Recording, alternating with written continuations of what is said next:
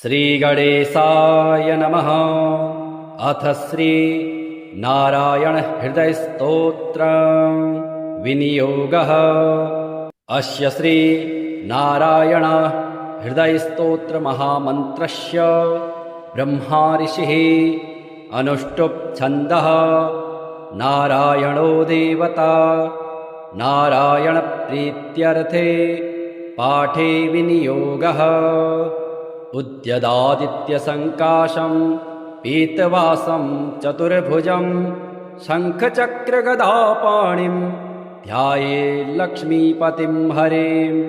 ॐ नारायणः परं ज्योतिरात्मा नारायणः परः नारायणः परं ब्रह्म नारायण नमोऽस्तुते। नारायणः परो देवो धाता नारायणः परः नारायणः परो धाता नारायण नमोऽस्तुते। नारायणः परं धाम ध्यानं नारायणः परः नारायण परो धर्मो नारायण नमोऽस्तुते।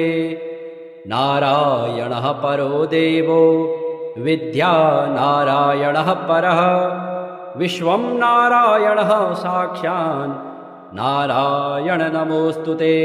नारायणाद् विधिर्जातो जातो नारायणाद्भवः जातो नारायणादिन्द्रो नारायण नमोऽस्तुते। रविर्नारायणस्तेजः चन्द्रो नारायणो महा वह्निर्नारायणः साक्षात् नारायण नमोऽस्तुते। नारायण उपास्यः स्यात् गुरुर्नारायणः परः नारायणः परो बोधो नारायण नमोऽस्तुते। नारायणः फलं मुख्यं सिद्धिर्नारायणः सुखं हरिर्नारायणः शुद्धिर्नारायण नमोऽस्तुते।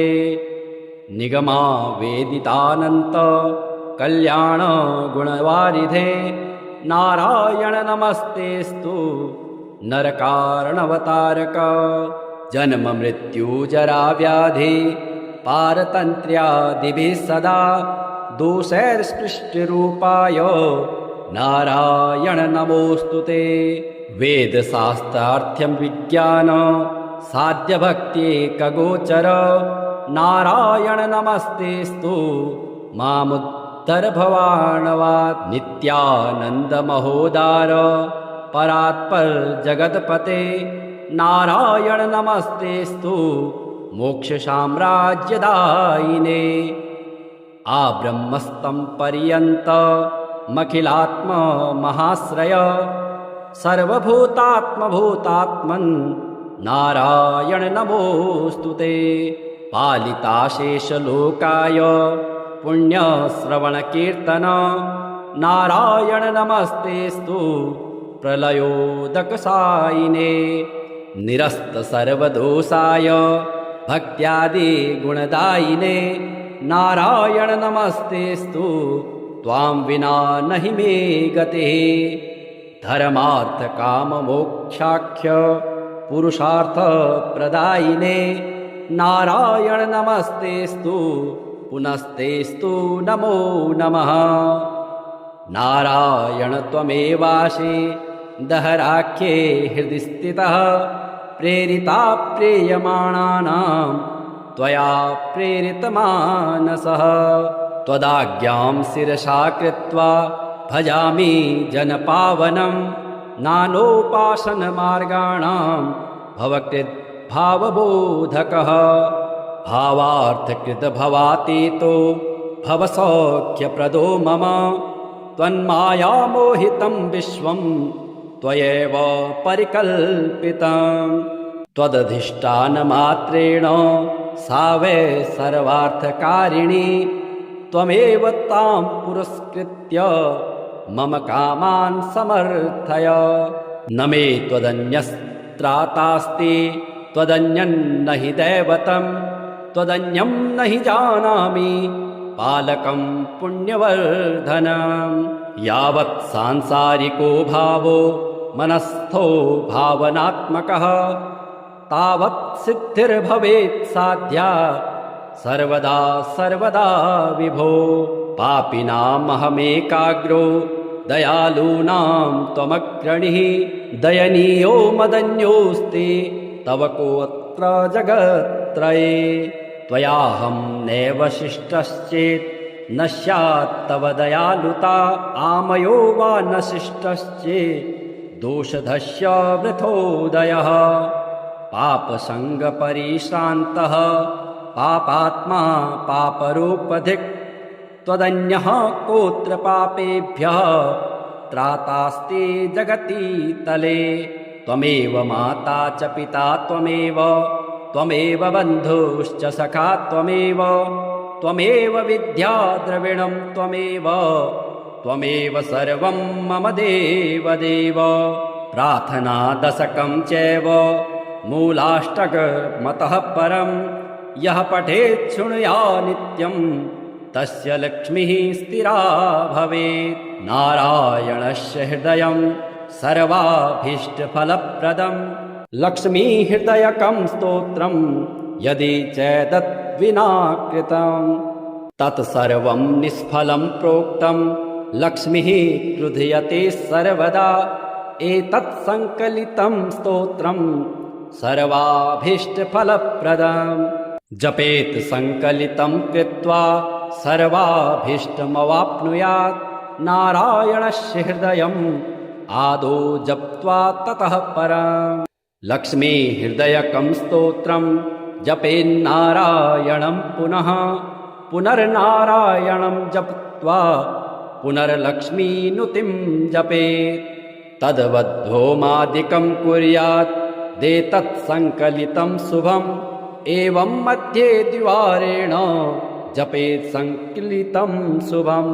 लक्ष्मी हृदयके स्तोत्रे सर्वमन्यत् प्रकाशितं सर्वान् कामान् वाप्नोति आधिव्याधिभयं हरेत्। गोप्यमेतत् सदा कुर्यात् न सर्वत्र प्रकाशयेत् इति गुह्यतमं शास्त्रं प्रोक्तं ब्रह्मादिभिः पुरा। लक्ष्मी हृदय प्रोक्तेन विधिना साधयेत् सुधे तस्मात् सर्वप्रयत्नेन साधयेत् गोपयेत् सुधे। यत्र तत्पुस्तकं तिष्ठेत् लक्ष्मी नारायणात्मकं भूतपैशाच वेताल भयं नैव तु सर्वदा। भृगुवारे तथा रात्रो पूजयेत् पुस्तकद्वयं सर्वदा सर्वदा स्तुत्यं गोपयेत् साधयेत् सुधे। गोपनात् साधनान् लोके धन्यो भवति तद्वतः। श्रीगणेशाय नमः। अथ श्री लक्ष्मीनारायणाष्टोत्तरशतनामस्तोत्रम्। श्रीर्विष्णुः कमलासारङ्गे लक्ष्मीर्वैकुण्ठनायकः पद्मालया चतुर्बाहु श्रीराब्धे तनयाच्युतः। इन्दिरा पुण्डरीकाक्ष रमा गरुडवाहनः भार्गवी शेषपर्यङ्को विशालाक्षी जनार्दनः। स्वर्णाङ्गी वरदो देवी हरेरिन्दुमुखी प्रभुः सुन्दरी नरकध्वंसी लोकमाता मुरान्तकः।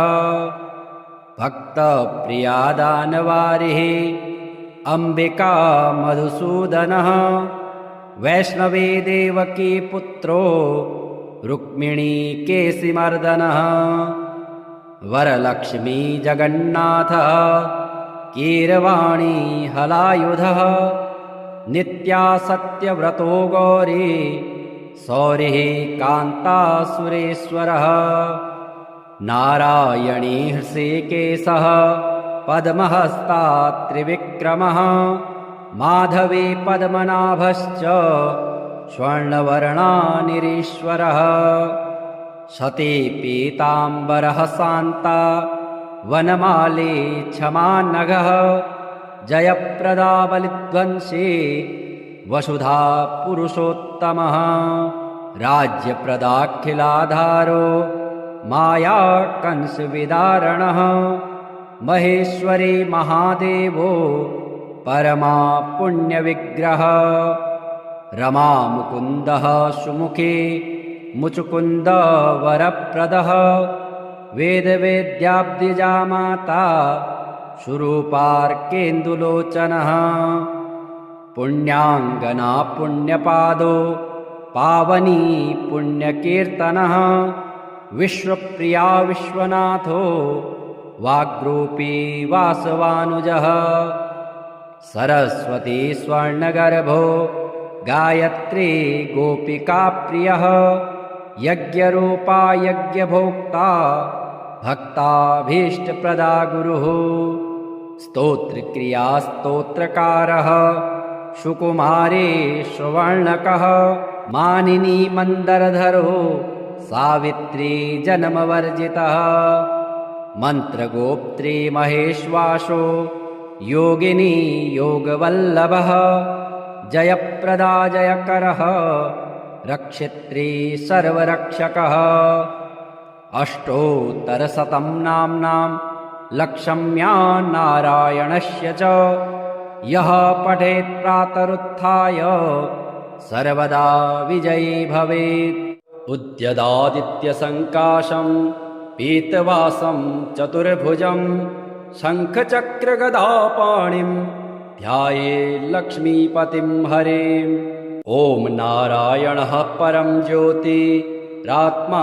नारायणः परः नारायणः परं ब्रह्म नारायण नमोऽस्तुते नारायणः परो देवो धाता नारायणः परः नारायणः परो धाता नारायण नमोऽस्तुते नारायणः परं धाम ध्यानं नारायणः परः नारायण परो धर्मो नारायण नमोऽस्तुते नारायणः परो देवो विद्या नारायणः परः विश्वं नारायणः साक्षात् नारायण नमोऽस्तुते नारायणाद् विधिर्जातो जातो नारायणाद्भवः जातो नारायणादिन्द्रो नारायण नमोऽस्तुते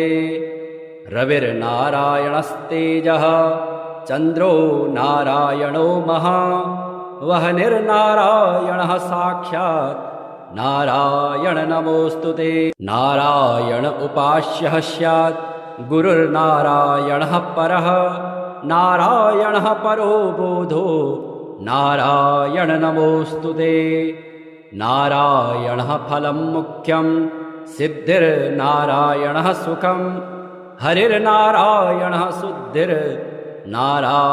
नमोऽस्तुते निगमा वेदितानन्त कल्याण गुणवारिधे नारायण नमस्तेस्तु नरकारणवतारक जन्म मृत्यु जरा व्याधि पारतन्त्र्यादिभिः सदा दोषैर्सृष्टिरूपाय नारायण नमोऽस्तुते वेदशास्त्रार्थ्यं विज्ञान साध्यभक्त्येकगोचर नारायण नमस्तेस्तु मामुद्धर भवार्णवात् नित्यानन्दमहोदार परात्पर जगत्पते नारायण नमस्तेस्तु मोक्षसाम्राज्यदायिने आब्रह्मस्तं पर्यन्तमखिलात्म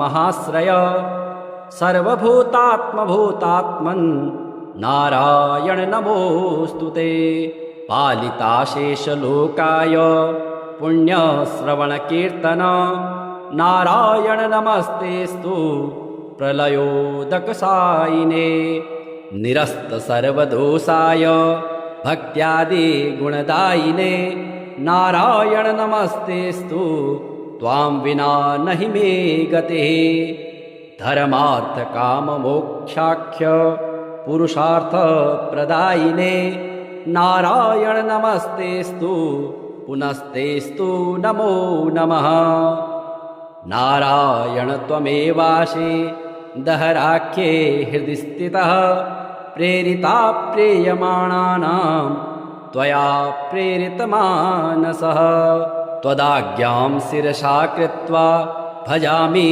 जनपावनं नानोपासनमार्गाणां भवकृत् भावबोधकः भावार्थकृत भवातीतो भवसौख्यप्रदो मम त्वन्मायामोहितं विश्वं त्वयैव परिकल्पितं त्वदधिष्ठानमात्रेण सा वै सर्वार्थकारिणी त्वमेव तां पुरस्कृत्य मम कामान् समर्थय न मे त्वदन्यस्त्रातास्ति त्वदन्यन्न हि दैवतं त्वदन्यं न हि जानामि पालकं पुण्यवर्धनं यावत् सांसारिको भावो मनस्थो भावनात्मकः तावत् सिद्धिर्भवेत् साध्या सर्वदा सर्वदा विभो पापिनामहमेकाग्रो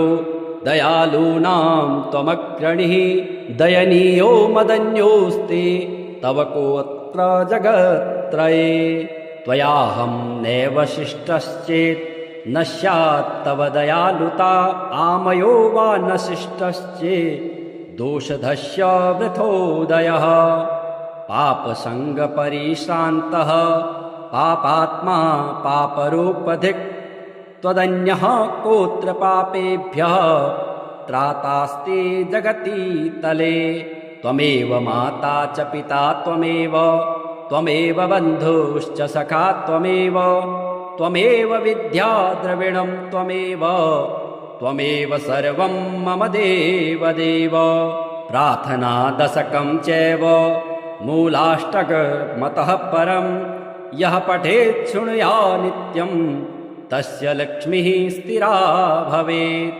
नारायणस्य हृदयं सर्वाभीष्टफलप्रदं लक्ष्मीहृदयकं स्तोत्रं यदि चेदद्विना कृतं तत्सर्वं निष्फलं प्रोक्तं लक्ष्मीः क्रुध्यते सर्वदा एतत् संकलितं स्तोत्रं सर्वाभीष्टफलप्रदं जपेत् संकलितं कृत्वा सर्वाभीष्टमवाप्नुयात् नारायणस्य हृदयम् आदौ जप्त्वा ततः परम् लक्ष्मी हृदयकं स्तोत्रं जपेन्नारायणं पुनः पुनर्नारायणं जप्त्वा पुनर्लक्ष्मीनुतिं जपेत् तद्वद्होमादिकं कुर्यात् देतत् संकलितं शुभम् एवं मध्ये द्विवारेण जपेत् संकलितं शुभम् लक्ष्मी हृदयके स्तोत्रे सर्वमन्यत् प्रकाशितं सर्वान् कामान् वाप्नोति आधिव्याधिभयं हरेत् गोप्यमेतत् सदा कुर्यात् न सर्वत्र प्रकाशयेत् इति गुह्यतमं शास्त्रं प्रोक्तं ब्रह्मादिभिः पुरा लक्ष्मी हृदय प्रोक्तेन विधिना साधयेत् सुधे तस्मात् सर्वप्रयत्नेन साधयेत् गोपयेत् सुधे यत्र तत्पुस्तकं तिष्ठेत् लक्ष्मी नारायणात्मकं भूतपैशाच वेताल भयं नैव तु सर्वदा भृगुवारे तथा रात्रो पूजयेत् पुस्तकद्वयं सर्वदा सर्वदा स्तुत्यं गोपयेत् साधयेत् सुधे गोपनात् साधनान् लोके धन्यो भवति तद्वतः श्रीगणेशाय नमः। अथ श्री लक्ष्मीनारायणाष्टोत्तरशतनामस्तोत्रम् श्रीर्विष्णुः कमलासारङ्गी लक्ष्मीर्वैकुण्ठनायकः पद्मालया चतुर्बाहु श्रीराब्धे तनयाच्युतः इन्दिरा पुण्डरीकाक्षा रमा गरुडवाहनः भार्गवी शेषपर्यङ्को विशालाक्षी जनार्दनः स्वर्णाङ्गी वरदो देवी हरिरिन्दो मुखे प्रभुः सुन्दरी नरकध्वंसी लोकमाता मुरान्तकः भक्तप्रिया दानवारिः अम्बिका मधुसूदनः वैष्णवी देवकी पुत्रो रुक्मिणी केशिमर्दनः वरलक्ष्मी जगन्नाथः कीरवाणी हलायुधः नित्या सत्यव्रतो गौरी सौरिः कान्तासुरेश्वरः नारायणी हृषीकेशः पद्महस्ता त्रिविक्रमः माधवी पद्मनाभश्च स्वर्णवर्णानिरीश्वरः सती पीताम्बरः शान्ता वनमाली क्षमानघः जयप्रदा बलिध्वंसी वसुधा पुरुषोत्तमः राज्यप्रदाखिलाधारो माया कंसविदारणः महेश्वरी महादेवो परमा पुण्यविग्रह रमा मुकुन्दः सुमुखी मुचुकुन्द वरप्रदः वेदवेद्याब्दिजा माता सुरूपार्केन्दुलोचनः पुण्याङ्गना पुण्यपादो पावनी पुण्यकीर्तनः विश्वप्रिया विश्वनाथो वाग्रूपी वासवानुजः सरस्वती स्वर्णगर्भो गायत्री गोपिकाप्रियः यज्ञरूपा यज्ञभोक्ता भक्ताभीष्टप्रदा गुरुः स्तोत्रक्रिया स्तोत्रकारः सुकुमारी सुवर्णकः मानिनी मन्दरधरो सावित्री जन्मवर्जितः मन्त्रगोप्त्री महेश्वासो योगिनी योगवल्लभः जयप्रदा जयकरः रक्षित्री सर्वरक्षकः अष्टोत्तरशतं नाम्नां लक्ष्म्या नारायणस्य च यः पठेत् प्रातरुत्थाय सर्वदा विजयी भवेत् उद्यदादित्यसङ्काशं पीतवासं चतुर्भुजं शङ्खचक्रगदापाणिं ध्याये लक्ष्मीपतिं हरिम् ॐ नारायणः परं ज्योतिरात्मा नारायणः परः नारायणः परं ब्रह्म नारायण नमोऽस्तुते नारायणः परो देवो धाता नारायणः परः नारायणः परो धाता नारायण नमोऽस्तुते नारायणः परं धाम ध्यानं नारायणः परः नारायण परो धर्मो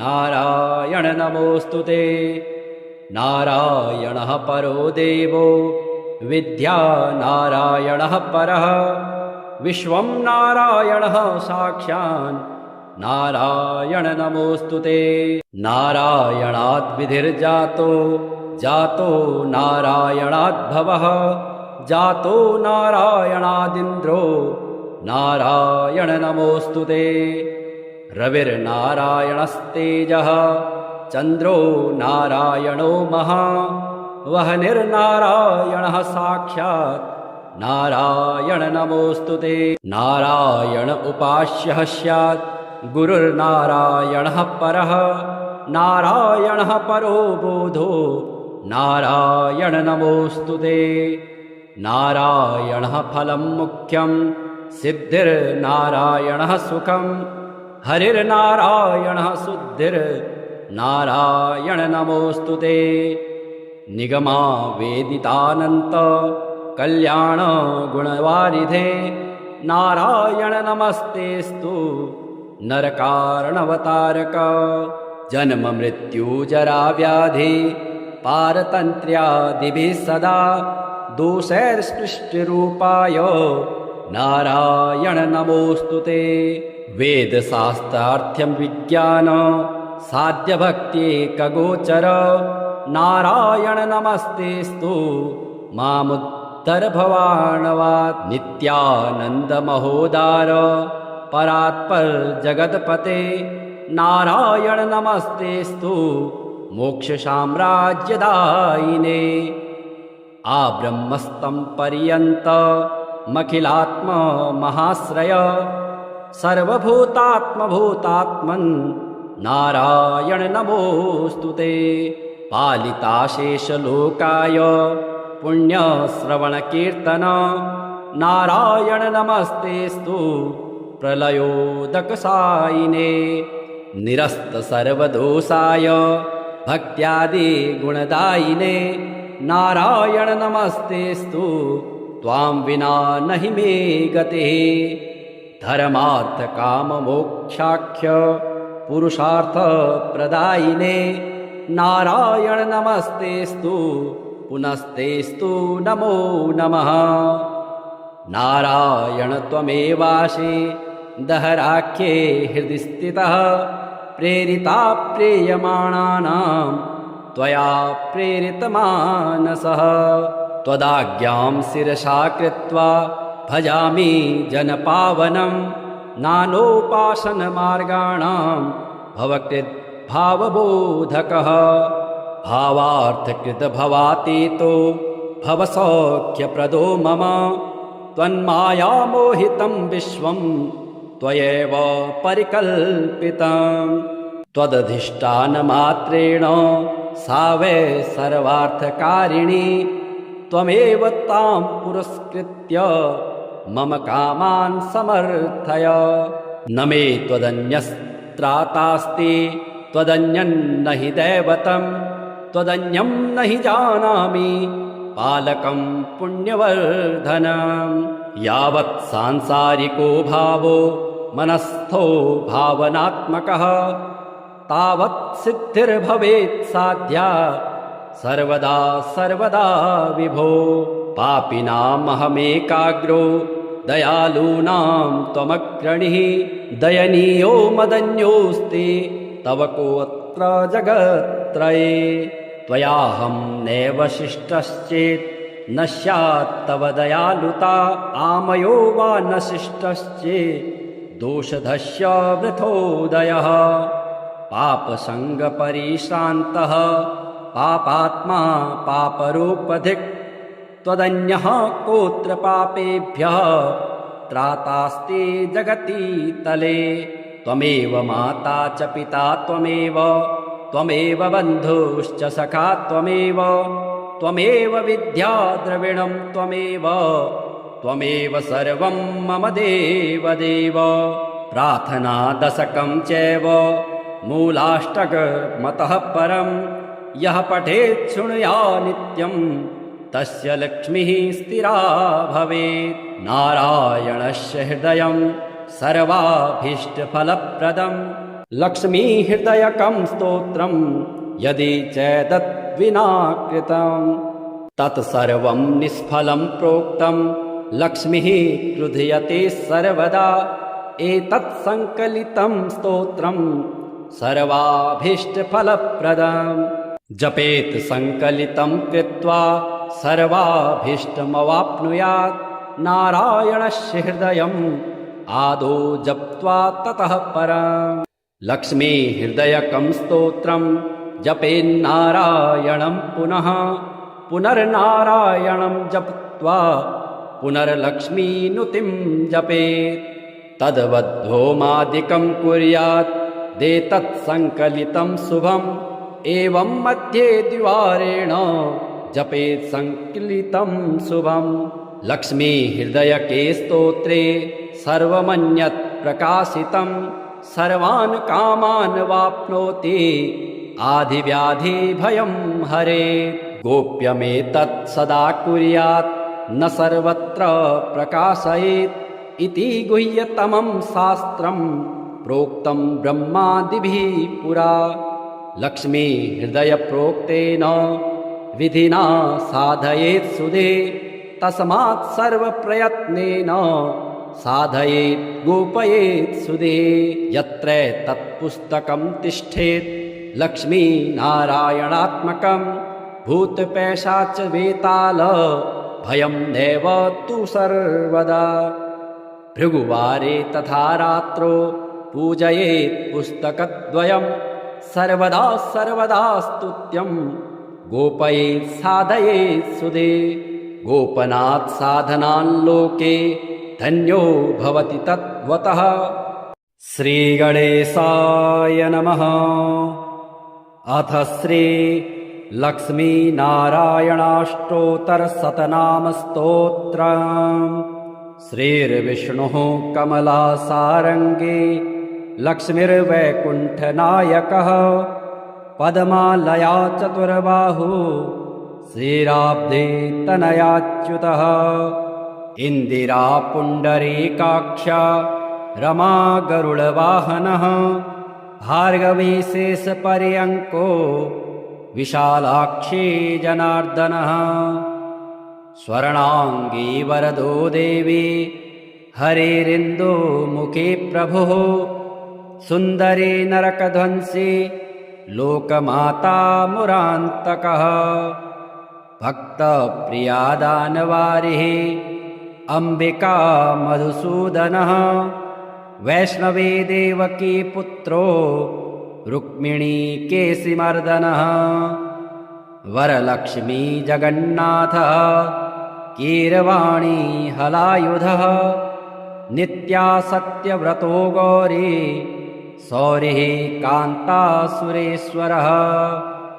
नारायणी हृषीकेशः पद्महस्ता त्रिविक्रमः माधवी पद्मनाभश्च स्वर्णवर्णानिरीश्वरः। सती पीताम्बरः शान्ता वनमाली क्षमानघः जयप्रदा बलिध्वंसी वसुधा पुरुषोत्तमः। राज्यप्रदाखिलाधारो माया कंसविदारणः महेश्वरी महादेवो परमा पुण्यविग्रह। रमा मुकुन्दः सुमुखी मुचुकुन्द वरप्रदः वेदवेद्याब्दिजा माता सुरूपार्केन्दुलोचनः। पुण्याङ्गना पुण्यपादो पावनी पुण्यकीर्तनः विश्वप्रिया विश्वनाथो वाग्रूपी वासवानुजः। सरस्वती स्वर्णगर्भो गायत्री गोपिकाप्रियः यज्ञरूपा यज्ञभोक्ता भक्ताभीष्टप्रदा गुरुः। स्तोत्रक्रिया स्तोत्रकारः सुकुमारी सुवर्णकः मानिनी मन्दरधरो सावित्री जन्मवर्जितः। मन्त्रगोप्त्री महेश्वासो योगिनी योगवल्लभः जयप्रदा जयकरः रक्षित्री सर्वरक्षकः। अष्टोत्तरशतं नाम्नां लक्ष्म्या नारायणस्य च यः पठेत् प्रातरुत्थाय सर्वदा विजयी भवेत्। उद्यदादित्यसङ्काशं पीतवासं चतुर्भुजं शङ्खचक्रगदापाणिं ध्यायेत् लक्ष्मीपतिं हरिम्। ॐ नारायणः परं ज्योतिरात्मा नारायणः परः नारायणः परं ब्रह्म नारायण नमोऽस्तुते। नारायणः परो देवो धाता नारायणः परः नारायणः परो धाता नारायण नमोऽस्तुते। नारायणः परं धाम ध्यानं नारायणः परः नारायण परो धर्मो नारायण नमोऽस्तुते। नारायणः परो देवो विद्या नारायणः परः विश्वं नारायणः साक्षान् नारायण नमोऽस्तुते। नारायणाद्विधिर्जातो जातो नारायणाद्भवः जातो नारायणादिन्द्रो नारायण नमोऽस्तुते। रविर्नारायणस्तेजः चन्द्रो नारायणो महा वह्निर्नारायणः साक्षात् नारायण नमोऽस्तु ते। नारायण उपास्यः स्यात् गुरुर्नारायणः परः नारायणः परो बोधो नारायण नमोऽस्तु ते। नारायणः फलं मुख्यं सिद्धिर्नारायणः सुखं हरिर्नारायणः शुद्धिर्नारायण नमोऽस्तु ते। निगमा वेदितानन्त कल्याण गुणवारिधे नारायण नमस्तेस्तु नरकारणवतारक। जन्म मृत्यु जरा व्याधि पारतन्त्र्यादिभिः सदा दोषैर्स्पृष्टरूपाय नारायण नमोऽस्तु ते।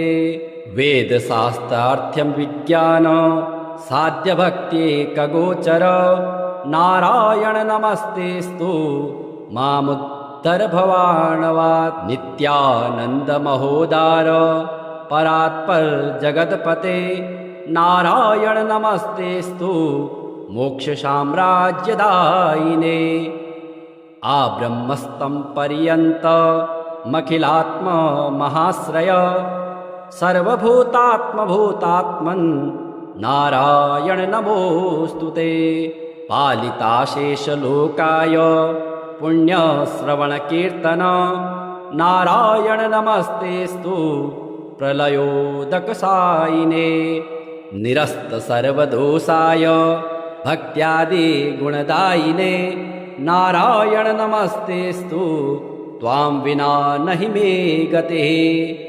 धर्मार्थ काम मोक्षाख्य पुरुषार्थ प्रदायिने नारायण नमस्तेस्तु पुनस्तेस्तु नमो नमः। नारायण त्वमेवासि दहराख्ये हृदि स्थितः प्रेरिता प्रेयमाणानां त्वया प्रेरितमानसः। त्वदाज्ञां शिरसा कृत्वा भजामि जनपावनं नानोपासनमार्गाणां भवकृद्भावबोधकः।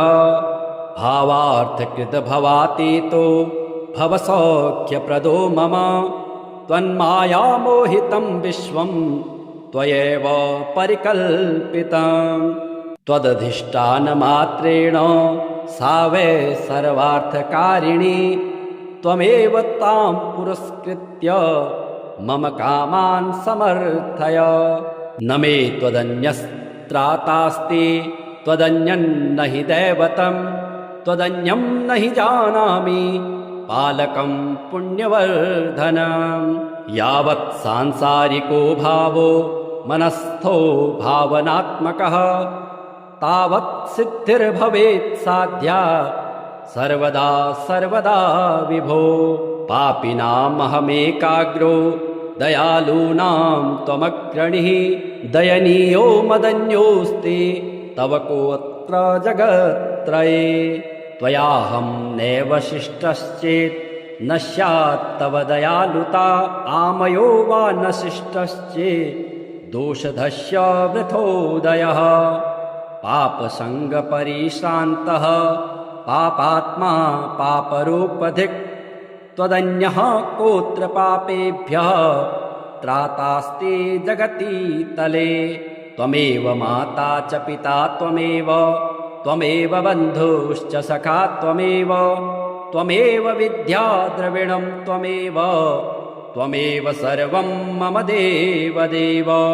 प्रार्थना दशकं चैव मूलाष्टकमतः परं यः पठेत् शृणुया नित्यं तस्य लक्ष्मीः स्थिरा भवेत्। नारायणस्य हृदयं सर्वाभीष्टफलप्रदं लक्ष्मीहृदयकं स्तोत्रं यदि चेदद्विना कृतं तत्सर्वं निष्फलं प्रोक्तं लक्ष्मीः क्रुध्यते सर्वदा। एतत् संकलितं स्तोत्रं सर्वाभीष्टफलप्रदं जपेत् संकलितं कृत्वा सर्वाभीष्टमवाप्नुयात्। नारायणस्य हृदयं आदौ जप्त्वा ततः परम् लक्ष्मी हृदयकं स्तोत्रं जपेन्नारायणं पुनः पुनर्नारायणं जप्त्वा पुनर्लक्ष्मीनुतिं जपेत् तद्वद्धोमादिकं कुर्यात् देतत् संकलितं शुभम् एवं मध्ये द्विवारेण जपेत् संकलितं शुभम् लक्ष्मी हृदयके स्तोत्रे सर्वमन्यत् प्रकाशितं सर्वान् कामान् वाप्नोति आधिव्याधि भयं हरेत् गोप्यमेतत् सदा कुर्यात् न सर्वत्र प्रकाशयेत् इति गुह्यतमं शास्त्रं प्रोक्तं ब्रह्मादिभिः पुरा लक्ष्मी हृदय प्रोक्तेन विधिना साधयेत् सुधे तस्मात् सर्वप्रयत्नेन साधयेत् गोपयेत् सुधे यत्र तत्पुस्तकं तिष्ठेत् लक्ष्मी नारायणात्मकं भूतपैशाच वेताल भयं नैव तु सर्वदा भृगुवारे तथा रात्रो पूजयेत् पुस्तकद्वयं सर्वदा सर्वदा स्तुत्यं गोपयेत् साधयेत् सुधे गोपनात् साधनान् लोके धन्यो भवति तद्वतः श्रीगणेशाय नमः। अथ श्री लक्ष्मीनारायणाष्टोत्तरशतनामस्तोत्रम् श्रीर्विष्णुः कमलासारङ्गी लक्ष्मीर्वैकुण्ठनायकः पद्मालया चतुर्बाहु श्रीराब्धे तनयाच्युतः इन्दिरा पुण्डरीकाक्ष रमा गरुडवाहनः भार्गवी शेषपर्यङ्को विशालाक्षी जनार्दनः स्वर्णाङ्गी वरदो देवी हरिरिन्दुमुखी प्रभुः सुन्दरी नरकध्वंसी लोकमाता मुरान्तकः भक्तप्रिया दानवारिः अम्बिका मधुसूदनः वैष्णवी देवकी पुत्रो रुक्मिणी केशिमर्दनः वरलक्ष्मी जगन्नाथः कीरवाणी हलायुधः नित्या सत्यव्रतो गौरी सौरिः कान्तासुरेश्वरः नारायणी हृषीकेशः पद्महस्ता त्रिविक्रमः माधवी पद्मनाभश्च स्वर्णवर्णानिरीश्वरः सती पीताम्बरः शान्ता वनमाली क्षमानघः जयप्रदा बलिध्वंसी वसुधा पुरुषोत्तमः राज्यप्रदाखिलाधारो माया कंसविदारणः महेश्वरी महादेवो परमा पुण्यविग्रह रमा मुकुन्दः सुमुखी मुचुकुन्द वरप्रदः वेदवेद्याब्दिजा माता सुरूपार्केन्दुलोचनः पुण्याङ्गना पुण्यपादो पावनी पुण्यकीर्तनः विश्वप्रिया विश्वनाथो वाग्रूपी वासवानुजः सरस्वती स्वर्णगर्भो गायत्री गोपिकाप्रियः यज्ञरूपा यज्ञभोक्ता भक्ताभीष्टप्रदा गुरुः स्तोत्रक्रिया स्तोत्रकारः सुकुमारी सुवर्णकः मानिनी मन्दरधरो सावित्री जन्मवर्जितः मन्त्रगोप्त्री महेश्वासो योगिनी योगवल्लभः जयप्रदा जयकरः रक्षित्री सर्वरक्षकः अष्टोत्तरशतं नाम्नां लक्ष्म्या नारायणस्य च यः पठेत् प्रातरुत्थाय सर्वदा विजयी भवेत्।